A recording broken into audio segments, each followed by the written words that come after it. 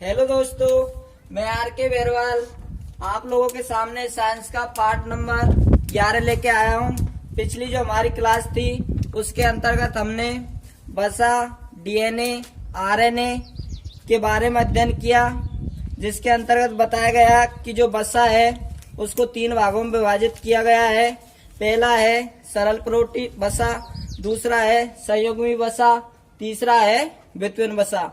इस क्लास के अंतर्गत हम लोग खनिज लवण के बारे में अध्ययन करेंगे, जो कि हमारी बॉडी के लिए महत्वपूर्ण है। उन खनिज लवणों के बारे में अध्ययन करेंगे। हमारी बॉडी के अंतर्गत जो आवश्यक खनिज लवण है उनमें है लोहा है, पोटेशियम है और जस्ता है। जस्ता को ही जिंक भी कहा जाता है, जस्ता है। उसके बाद में मैग्नीशियम है,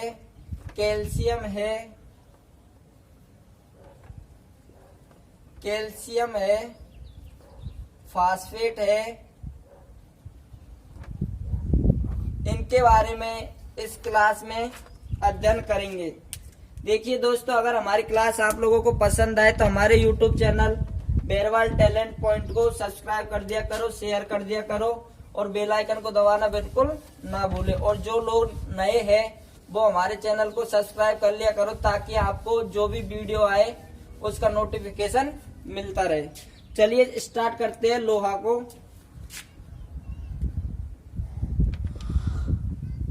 लोहा है, लोहा को Fe शब्द से भी प्रदर्शित किया जाता है। लोहा है हमारी बॉडी के अंदर खनिज लवण के रूप में पाया जाता है, जिसे Fe शब्द के रूप में भी प्रदर्शित किया जाता है। लोहा है जो रक्त में जो लाल रंग होता है, रक्त का लाल रंग होता है, वह किसके कारण होता है? लोहा के कारण होता है, Hb के कारण होता है। रक्त में जो Hb पाया जाता है उसके कारण होता है, और इस Hb के अंतर्गत लोहा पाया जाता है, जिसे Fe शब्द से भी प्रदर्शित किया जाता है। अगर बात करें इसके स्रोत की कि किन चीजों को प्राप्त करने से हमारी बॉडी के अंतर्गत लोहा की पूर्ति होती है, तो इसका जो सबसे अच्छा स्रोत है वह है हरे पत्तेदार सब्जियां। और हरे पत्तेदार सब्जियों के अंतर्गत सबसे अच्छा है वह है पालक। पालक का उपयोग करने से हमारी बॉडी के अंतर्गत लोहा जो लवण है उसकी पूर्ति हो जाती है, जो कि एक Hb हीमोग्लोबिन में सहायक होता है लोहा। और जो बॉडी का जो रक्त होता है उसका लाल रंग Hb के कारण होता है। Hb में जो सहायता प्रदान करता है, सहायक होता है, वह लोहा होता है। और लोहा जो कि पालक को उपयोग करने से लोहा की पूर्ति हो जाती है। इसके बाद में बात करें कि एक स्वस्थ व्यक्ति को प्रतिदिन में कितने लोहा की आवश्यकता होती है, तो एक स्वस्थ व्यक्ति को प्रतिदिन कम से कम 20 मिलीग्राम लोहा की आवश्यकता होती है। यानी कि एक स्वस्थ व्यक्ति को प्रतिदिन इतना भोजन उपयोग में करना चाहिए ताकि 20 मिलीग्राम लोहा बॉडी को मिल सके। अगर इसकी कमी की बात करें कि अगर हमारी बॉडी के अंतर्गत लोहा की कमी आ जाए तो कौन सा रोग होगा, तो लोहा की कमी आने से हमारी बॉडी के अंतर्गत एनीमिया नामक रोग होता है। कौन सा रोग होता है? एनीमिया नामक रोग होता है लोहा की कमी आने से बॉडी में। इसके बाद में बात करते हैं कैल्शियम और फास्फेट की। दूसरा जो लवण है वह है कैल्शियम और फास्फेट। कौन सा है? कैल्शियम और फास्फेट। की कैल्शियम की अगर बात करें तो कैल्शियम को Ca शब्द से भी प्रदर्शित किया जाता है, और फास्फेट की बात करें तो फास्फेट को P शब्द से प्रदर्शित किया जाता है। कैल्शियम और फास्फेट की अगर बात करें कि इसका हमारी बॉडी में कौन सा महत्वपूर्ण कार्य है, तो हमारी बॉडी के अंतर्गत जो हड्डियां है और दांत है, हड्डियां व दांत, ये कौन सी चीज के बने होते हैं? हड्डियां और दांत है, इनका निर्माण है कैल्शियम व फास्फेट से मिलकर होता है। इसीलिए हमारी बॉडी के अंतर्गत जो हड्डियां दांत पाए जाते हैं उनको मजबूती प्रदान करने के लिए हमारी बॉडी को कैल्शियम और फास्फेट की आवश्यकता होती है। अगर इसकी बात करें कि जो हमारी बॉडी के अंतर्गत जो हड्डियां और वे दांत पाए जाते हैं, इनका जो सफेद होता है, ये सफेद पाए जाते हैं, किसके कारण पाए जाते हैं? हमारी बॉडी के अंतर्गत सफेद फास्फेट पाया जाता है। कौन सा फास्फेट पाया जाता है? सफेद फास्फेट पाया जाता है, जिसके कारण हमारी हड्डियां और दांतों का रंग कैसा होता है? सफेद होता है। उसके बाद में बात करें जैसे कि माचिस की तिल्लियां है, माचिस की तिल्लियां है, तो माचिस की जो तिल्लियां है उसके अंतर्गत लाल फास्फेट पाया जाता है। कौन सा फास्फेट पाया जाता है? लाल फास्फेट पाया जाता है। हड्डियों व दांतों के बीच में तो सफेद फास्फेट पाया जाता है, जबकि माचिस की तिल्ली की बात करें तो माचिस की तिल्ली के अंतर्गत लाल फास्फेट पाया जाता है। अगर इसकी कमी की बात करें कि अगर हमारी बॉडी के अंतर्गत कैल्शियम और फास्फेट की कमी आ जाए तो कौन सा रोग होगा या कौन सी कमी आएगी हमारी बॉडी के अंतर्गत, क्या महसूस होगा? तो अगर कैल्शियम और फास्फेट की कमी आ जाए हमारी बॉडी के अंतर्गत तो हमारी जो हड्डी व दांत है उनका कमजोर होना शुरू हो जाता है। और अगर इसके स्रोत की बात करें कि कौन कौन सी चीजों का उपयोग करने से हमारी बॉडी के अंतर्गत कैल्शियम और फास्फेट की पूर्ति होती है, तो अगर इसके स्रोत की बात करें तो इसका स्रोत है दूध है, अंडा है, मछली है। इनका उपयोग करने से हमारी बॉडी के अंतर्गत कैल्शियम और फास्फेट की पूर्ति हो जाती है, ताकि हमारी हड्डियां व दांत मजबूत बने रहे। और अगर बात करें कि जो अंडा है, इसका जो बाहरी आवरण बना होता है वह किसका बना होता है? कैल्शियम और फास्फेट का बना होता है। ऊपर का जो आवरण बना होता है अंडा का, वह किसका बना होता है? कैल्शियम और फास्फेट का। तो दो खनिज लवणों के बारे में अध्ययन कर लिया, एक तो लोहा है, दूसरा था कैल्शियम फास्फेट। इसके बाद में तीसरे की बात करते हैं तो तीसरा है आयोडीन। आयोडीन की अगर बात करें तो आयोडीन को आई शब्द से भी प्रदर्शित किया जाता है। किससे किया जाता है? आई शब्द से प्रदर्शित किया जाता है। इसकी अगर कमी की बात करें कि अगर हमारी बॉडी के अंतर्गत आयोडीन की कमी आ जाए तो कौन सा रोग होगा? गलगंड या घेगा रोग होगा।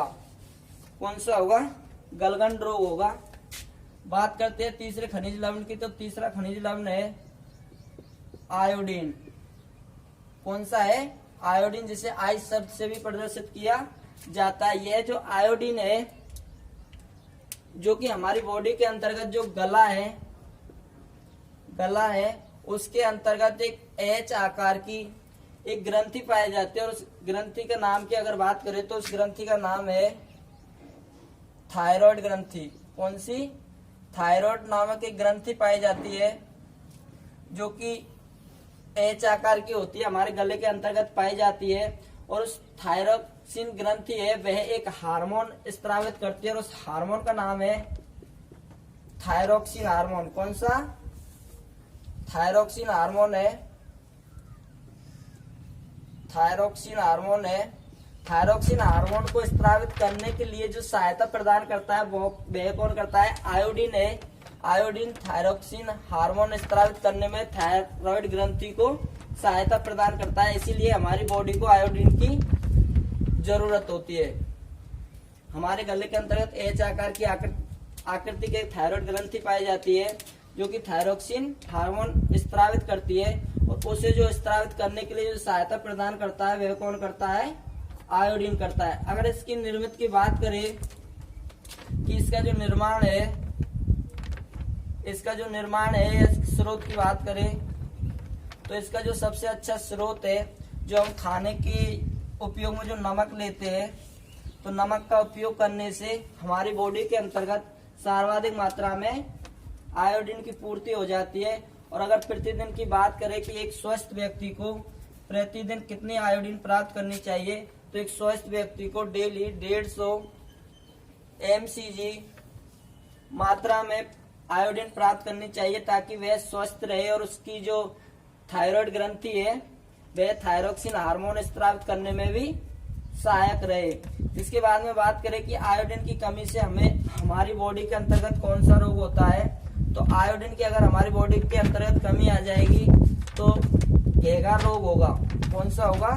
घेगा नामक रोग होगा। घेगा है, गलगंड है, कौन सा है? घेगा है, गलगंड है। ये नामक रोग अगर हमारी बॉडी के अंतर्गत आयोडीन की कमी आ जाएगी तो घेगा और गलगंड नामक रोग होगा। इसके बाद में बात करते हैं अगले खनिज लवण की। तो अगला खनिज लवण है जस्ता या जिंक। कौन सा है? जस्ता या जिंक। जस्ता अगर जिंक की बात करें तो जस्ता और जिंक को Zn शब्द से भी प्रदर्शित किया जाता है। किससे? Zn शब्द से भी प्रदर्शित किया जाता है। चौथा है जस्ता या जिंक। जस्ता बोल लो या जिंक बोल लो, जिसे Zn शब्द से भी प्रदर्शित किया जाता है। जस्ता और जिंक की अगर बात करें कि हमारी मानव बॉडी के अंतर्गत जो रक्त पाया जाता है उसमें जो ग्लूकोज शर्करा पाई जाती है, कौन सी? ग्लूकोज जो शर्करा पाई जाती है उसको जो नियंत्रण करने का कार्य है वह कौन करता है? जस्ता जिंक जो हमारी बॉडी के अंतर्गत जो खनिज लवण पाए जाते हैं वह उसे नियंत्रण करने का कार्य करता है। और जो ग्लूकोज शर्करा पाई जाती है ये इंसुलिन हार्मोन स्रावित करता है। कौन सा करता है? Insulin hormone. कौन सा करता है? Insulin hormone. इंसुलिन हार्मोन स्रावित करने का कार्य करता है। और इसे इंसुलिन हार्मोन स्रावित करने में जो सहायता प्रदान करता है वह कौन करता है? जस्ता या जिंक करता है। अगर इसकी स्रोत की बात करें कि कौन सी चीजों का उपयोग करने से हमारी बॉडी के अंतर्गत जस्ता और जिंक की पूर्ति होती है, तो इसकी अगर स्रोत की बात करें तो इसमें है नॉनवेज है, क्या है? नॉनवेज है, मछली है, नॉनवेज है, मछली है, लीवर का तेल है, लीवर का तेल है। इनका उपयोग करने से हमारी बॉडी के अंतर्गत जस्ता और जिंक की पूर्ति हो जाती है। और अगर प्रतिदिन की बात करें कि एक स्वस्थ व्यक्ति को प्रतिदिन कितनी मात्रा में जस्ता या जिंक का उपयोग करना चाहिए, यूज करना चाहिए, तो प्रतिदिन कम से कम एक स्वस्थ व्यक्ति को 8 से लेके 15 मिलीग्राम जस्ता या जिंक का उपयोग करना चाहिए ताकि बॉडी स्वस्थ रहे और इंसुलिन हार्मोन स्रावित करने में सहायता प्रदान हो सके। इसके बाद में बात करते हैं मैग्नीशियम की। अगला जो खनिज लवण है वह है मैग्नीशियम। कौन सा है? मैग्नीशियम। तो मैग्नीशियम की अगर बात करें तो मैग्नीशियम को Mg शब्द से प्रदर्शित किया जाता है। किससे? Mg शब्द से। मैग्नीशियम की अगर बात करें तो मैग्नीशियम को Mg शब्द से भी प्रदर्शित किया जाता है। और अगर इसकी बात करें कि एक स्वस्थ व्यक्ति को प्रतिदिन कम से कम कितनी मात्रा में मैग्नीशियम आवश्यकता होती है एक स्वस्थ व्यक्ति की बॉडी को, तो वह होती है 400 से लेके 420 mg की आवश्यकता होती है एक स्वस्थ व्यक्ति को मैग्नीशियम की। और अगर हम बात करें कि जो हमारा शरीर है वह सर्वाधिक मात्रा में कौन सा लवण स्रावित करता है, तो हमारा जो शरीर है उसके अंतर्गत सर्वाधिक मात्रा में NaCl लवण पाया जाता है। जो इस लवण के अगर कार्य की बात करें तो यह हमारी बॉडी के अंतर्गत, मानव शरीर के अंतर्गत जो जल पाया जाता है, जल का जो स्तर है उसको नियंत्रण करने का कार्य कौन करता है? NaCl जो लवण पाया जाता है वह कार्य करता है। आपने देखा होगा कि गर्मियों के दिनों में NaCl जो लवण पाया जाता है उसकी कमी आ जाती है, तो व्यक्ति की बॉडी के अंतर्गत पानी की कमी आने से निर्जलीकरण रोग हो जाता है। कौन सा हो जाता है? निर्जलीकरण रोग हो जाता है। निर्जलीकरण हो जाता है बॉडी में पानी की कमी आने से। और अगर इस रोग को मिटाने के लिए जो हम उपयोग में करते हैं वह ORS करते हैं। ORS का उपयोग करने से मानव बॉडी के अंतर्गत जो पानी की कमी आती है या NaCl लवण की कमी आती है तो उसकी पूर्ति करने के लिए ORS घोल का उपयोग किया जाता है। ORS की अगर फुल फॉर्म की बात करें तो ORS का जो फुल फॉर्म होता है वह होता है ओरल रिहाइड्रेशन सॉल्यूशन। जो ORS होता है इसे हमारी बॉडी का जीवन रक्षक घोल के नाम से भी जाना जाता है। क्वेश्चन आए कि मानव बॉडी का जीवन रक्षक घोल किसे कहा जाता है, तो किसे कहा जाएगा, ORS को मानव बॉडी का जीवन रक्षक घोल भी कहा जाता है। इसकी अगर उसकी बात करें, इसकी कमी से कौन सा रोग होगा, निर्जलीकरण होगा। बॉडी के अंतर्गत पानी की कमी आ जाएगी, अगर NaCl लवण की कमी आ जाएगी तो दोस्तों ये थे खनिज लवण के बारे में हमने लोहा के बारे में अध्ययन किया, कैल्शियम फास्फेट के बारे में अध्ययन किया, और आयोडीन के बारे में, पोटेशियम के बारे में, जस्ता और जिंक के बारे में, मैग्नीशियम के बारे में। तो ये जो हमारे शरीर के अंतर्गत जो पोषक तत्व पाए जाते थे उनके अंतर्गत हम लोगों ने विटामिन के बारे में अध्ययन किया, प्रोटीन्स के बारे में अध्ययन किया, वसा के बारे में अध्ययन किया और खनिज लवणों के बारे में अध्ययन किया। तो इसके बाद में जो हमारी अगली जो क्लास होगी उसमें हम रक्त परिसंचरण तंत्र यानी कि ब्लड सर्कुलेशन सिस्टम के बारे में अध्ययन करेंगे, रक्त परिसंचरण तंत्र के बारे में अध्ययन करेंगे। इससे पहले जो हमारा जो पोषक तत्व वाला जो चैप्टर खत्म हुआ है उससे रिलेटेड जितने भी क्वेश्चन बनते हैं उसका जो आपको 15 से 20 क्वेश्चनों का इसी क्लास के अंतर्गत टेस्ट दिया जाएगा, उसको आपको हल करना है। और जो टेस्ट दिया जाएगा उसे अगली क्लास में रक्त परिसंचरण तंत्र स्टार्ट करने से पहले आपको उन क्वेश्चनों को हल कराया जाएगा। तो हमारा जो पोषक तत्व वाला जो चैप्टर था वह खत्म हो गया। इसके बाद में अगली जो क्लास होगी उसमें रक्त परिसंचरण तंत्र के बारे में अध्ययन करेंगे। तो आपके लिए ये 15 से 20 क्वेश्चन है, इन्हें आपको हल करना है। जितनी भी किताब उनमें ढूंढ के आपको हल करना है, और जो आप पे नहीं आएगा उन्हें अगली क्लास के अंतर्गत हल कराया जाएगा।